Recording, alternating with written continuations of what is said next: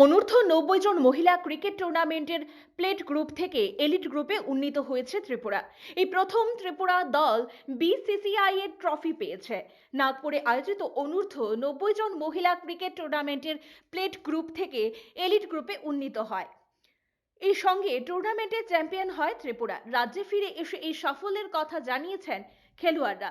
এই বিষয়ে টিসিএর এক কর্তা জানান, এই প্রথম বিসিসিআই থেকে ট্রফি জিতেছে ত্রিপুরা। এর জন্য তিনি খেলোয়াড়দের এবং কোচদের অভিনন্দন জানিয়েছেন। তিনি বলেন, মোট 5টি ম্যাচের মধ্যে 4টি ম্যাচ জিতে নিয়েছে ত্রিপুরা দল। প্রত্যেক খেলোয়াড়রা এই টুর্নামেন্টে ভালো পারফর্ম করেছে।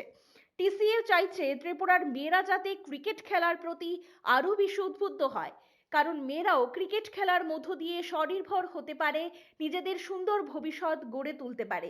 তিনি বলেন, রাজ্য সরকার চাইছে এই রাজ্যের ছেলেমেয়েরা যাতে পড়াশোনার পাশাপাশি খেলাধুলার মধ্যেও নিজেদেরকে প্রতিষ্ঠিত করতে পারে। এর জন্য সরকার তাদেরকে সব ধরনের সহযোগিতা করে চলেছে। এই সুযোগকে রাজ্যের মেয়েদের কাজে লাগানোর আহ্বান জানিয়েছেন টিসিএ কর্তা।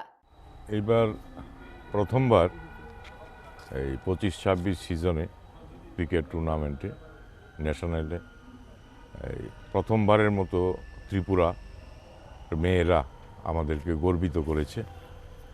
আন্ডার-19 গার্লস যেটা চ্যাম্পিয়ন হয়েছে, প্রথম ত্রিপুরা বিসিসিআইয়ের একটা ট্রফি আমরা সর্বপ্রথম ত্রিপুরা রাজ্যের ক্রিকেট ইতিহাসে আমরা পেয়েছি। আমরা এই আন্ডার-19 টিম সমস্ত মেয়েদেরকে আমরা ধন্যবাদ জানাই এবং আমরা গর্বিত যে ত্রিপুরা রাজ্যের নাম ওরা উজ্জ্বল করেছে। ত্রিপুরা রাজ্য ব্যুরো রিপোর্ট, পজিটিভ বার্তা।